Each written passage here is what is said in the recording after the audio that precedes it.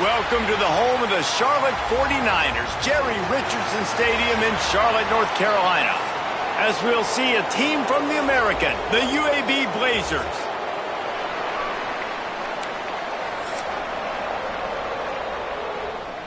The Blazers will put toe to leather to crank us up. From inside the 10, here he comes. Finds just enough space to cross the 25. Let's mark it at the 27-yard line. So Charlotte's offense going to get the chance to start this game off.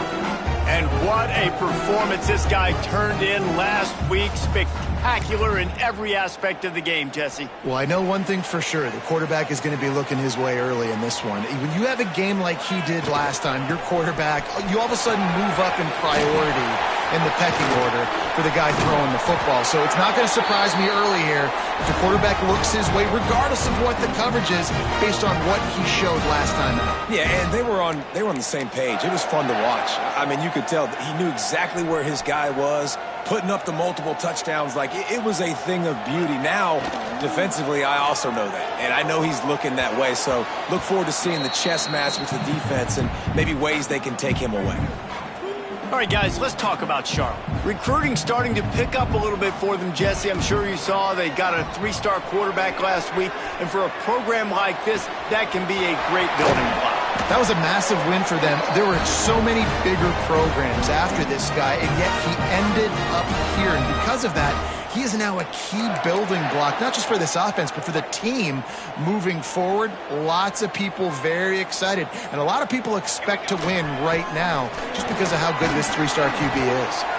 He'll be hauled down just inside the 10 at the 9 as they're trying to turn this into a score. Looking for a gap. It's Reed. He's brought down at the 7-yard line, and they are threatening to take it in.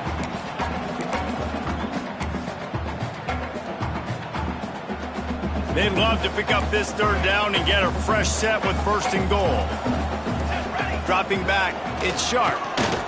Fired that thing out in a heartbeat, but it's incomplete. They'll play it safe and send out the field goal unit.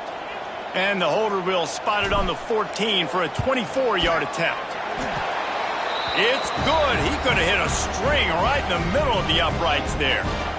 And with that, they break the seal on the scoring. It's 3-0. And he'll take that first drive. Like, you wanted a touchdown, but you gave the people here at home something to cheer about on that first drive. Move the football enough to get your kicker an opportunity and to put 3 on the board. So UAB's offense will try to get something started with their first possession.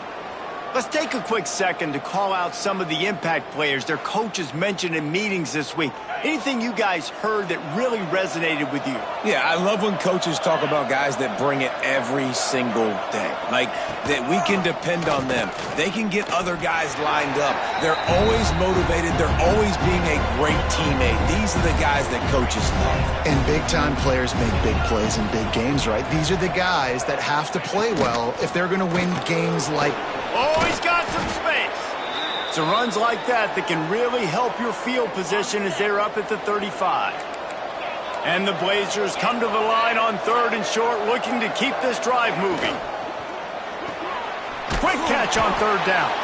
He's brought down, but it'll be enough for a 1st down. Really nice job locking in by the quarterback that time on 3rd down. That was the completion you had to have. You're only down 3-0, I get it. It's your 2nd drive of the game, so lots of football to go, but you want to establish a rhythm and confidence as early as possible, and getting that completion on 3rd down was big. That's the end of the period. Charlotte has the lead. Guys, let's have a look at the stats as we've played 1 period.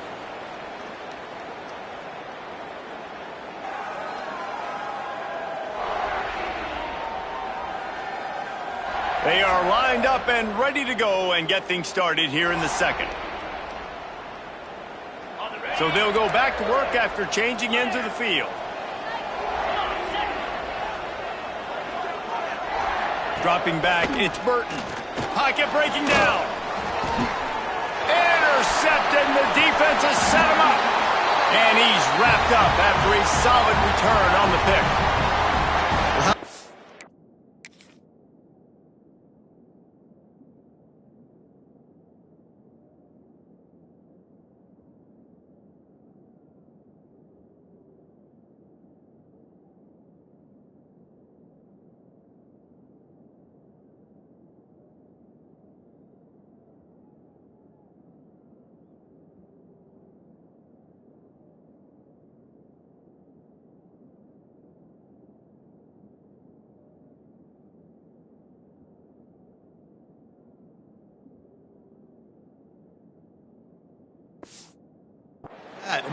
this defense was good defending the pass, but that had more to do with who's in the secondary, not necessarily who's up front. David, his best Pollock impersonation, picking that one off. Yeah, baby, you don't get many opportunities to drop in coverage. You don't get many balls thrown your way, but when you do, you want to make sure you take advantage, showing off the athletic ability, showing the hands. The big defensive lineman comes up with the INT. After the 3-yard pickup, they come to the line, 2nd and 7. Flushed out of the pocket. Trying to make magic on the scramble. Stopped at the 13-yard line as the drive continues. It's 1st and 10 from the 13. Looking to throw on 1st down. Throws to the wideout. Touchdown Niners! They punctuate the chance with a trip to the end zone. When you're handed a break with unbelievable field position like that, you better finish the deal, and they did. You saw the quarterback jog on the field. I think he gave a high five to every one of those players coming off that just put them in position to go score that touchdown. That QB knew this was a golden opportunity, and boy, he took advantage of it. From inside his own 10, he'll try to help out their field position. Really disciplined job by the coverage unit to get down there and make the stop at the 19. He wastes no time and comes out throwing. And the quarterback is knocked down back at the 13. And the defense there goes zone coverage, maybe confused the quarterback a little bit, forced him to hold on to the football, and that allowed the pass rush to get home. We're at the 2-minute timeout, and these guys really need to build a little momentum to cut into this lead before halftime. It's 2nd and long now as this defense has some energy after that last sack. Setting up the screen. Didn't have much room to run and not a whole lot of help. Short gain there and still plenty of ground to cover for the 1st down. The Blazers are in a mess here on 3rd and a mile. Back to throw, it's Burton. He lofts it high and deep down the left side. And that one's incomplete. They weren't just trying to move the chains, they were trying to move the scoreboard. Instead, it's 4th down. And the Blazers will send out the punt unit. Getting our first look of the afternoon at the punter. And good work by the coverage team to get the return man down on the ground. Plenty of time to work. Not any time to waste as they take over here in the final 2 minutes of the half. Fires to the wideout. Got his man downfield. He's down at the 23-yard line. It's a 1st down, and they've got to show this urgency. Nice job by the receiver on the in route there. And how about the speed? After he made his break, he was able to actually separate a little bit from the DB, helping out his QB on that one.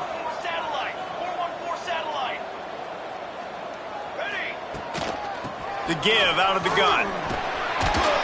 Tough run, gets it into the red zone, and they knock him down at the 17. Listen, you got to be able to know what play to call and what hole to go through. Like the line blocks for a certain hole. Good job getting through the hole, getting what was blocked, getting a nice positive gain, making your situation really good on the next down.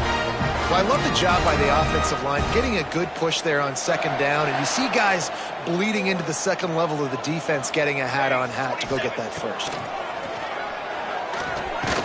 He caught it! And he wanted to score badly, but the defense wrestles him down at the 2.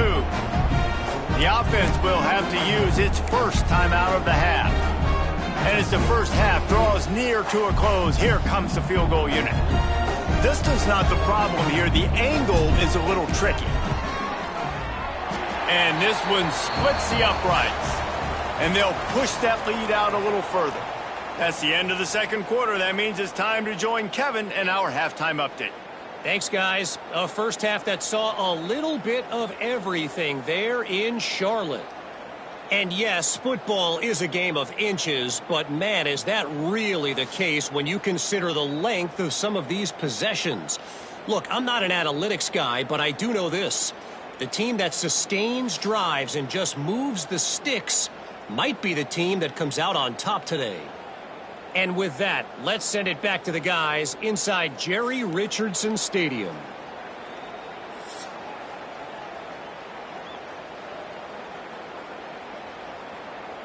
The 49ers will kick it off to start the 2nd half.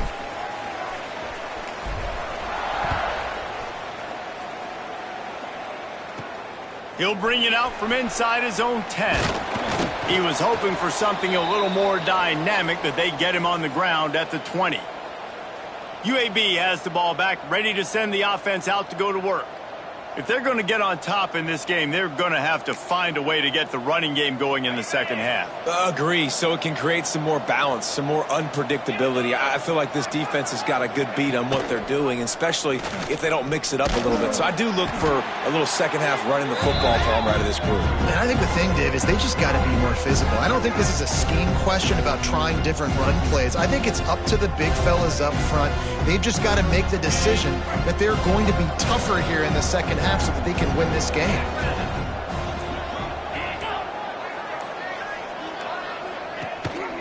On the run, it's Beebe. And the defense holds firm. No pickup at all on that play. I think the offensive coordinators over there going, thank goodness we don't play them every week. This defense has been suffocating. This offense got to find something moving forward that they can hang their hat on, some kind of identity. Today they were shut down, but listen, there's a... And the Heat gets there, and they get him down at the 14-yard line. Yeah, and man, you talk about being down at the half. What's one thing I need to do? I got to protect my quarterback. In the first series here now, you're getting your quarterback hit and taken to the ground. This offense has to protect that dude at all costs. And the returner runs out of real estate as he goes down. Charlotte has the ball back. The 49ers offense will return to the field.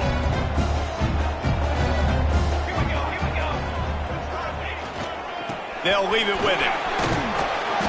And he won't quite get there, but boy, after that pickup, just a few inches to go for the first, an array of possibilities here. And the 49ers have a lot of options on second and inches. Powers through the defender. They knock him down, but he's got enough to get it across the line and pick up the first down. This shouldn't be a surprise to anybody. If you've got the lead in the third quarter and you want to keep it, you got to bleed the clock. Best way to do that, run the football. And you're now seeing this offense call these run plays back to back. They are trying to be physical, and they're trying to stay on the field. And what's the closest guy to the football, man? It's those defensive tackles, and those guards and centers have to work together. They got to get those guys and get some movement. They don't on this play, and the big fella eats. Nowhere to go. When you run into him, you usually meet the ground. He was just a breath from taking that one all the way, and he'll run that momentum right into the fourth quarter.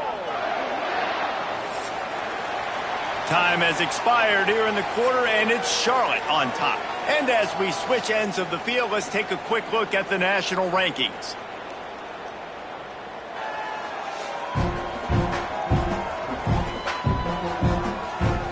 One quarter to go, and Mike, we have the makings of a classic fourth quarter finish.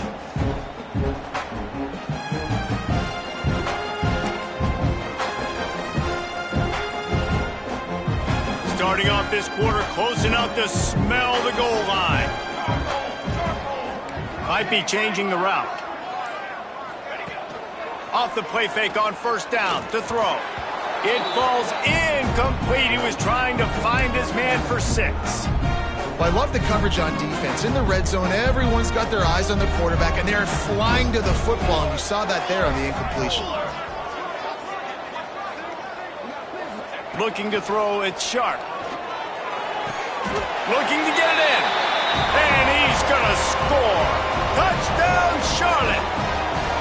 They put another one on the board here in the fourth quarter. And how about this team? Just a lone blemish on the resume and about to go to 10-1. Yeah, salt into wound, right? Late in the fourth quarter, you can run the football, run this game out. No, sir. I'm going to continue to pad my stats, find my receiver out wide, and get me another touchdown. From inside the 10-yard line, he'll bring it back. Didn't find any crease in that kickoff coverage, and he'll be stopped at the 17. UAB regains possession. The Blazer offense back onto the field. They really didn't move the ball at all the last time they had it, and hoping for better fortune this time around. They'll get this drive going from the 17. Starts a drive trying to go up top. Oh! Almost intercepted. It'll fall incomplete. The defense almost came up with a turnover. Backed up now. Here's 2nd and long. Looking to fire. Pressure coming. Incomplete. He had to get rid of it before he wanted to. The defense put the heat on. This defense has kept them backed up. Now one more stop, and they can get off the field on 3rd and long. He did not make it a stone wall on 3rd down. Down in the 4th quarter, it's too late for empty possessions. They'll go for it on 4th down. Under fire. Trying to make magic with his feet. He's not going to get there. Stopped short on 4th down. Great place to start for this offense. They'll keep it on the ground. The clock is on their side. Touchdown 49ers! And the punishment has been extended. They extend this lead, and it looks as if they are going to make it 2 wins in a row. The offense did exactly what it's supposed to do with a start like that one. When you're set up with that field position, you're thinking touchdowns. You're not thinking field goals. It's exactly what the offense does. Takes advantage of great field position.